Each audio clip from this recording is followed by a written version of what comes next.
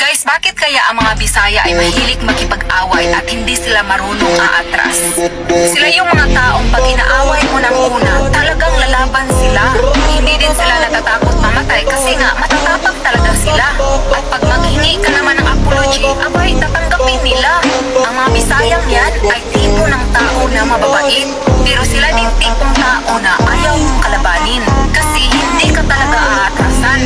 Hanggang batayan yan sila, manalo or matalo.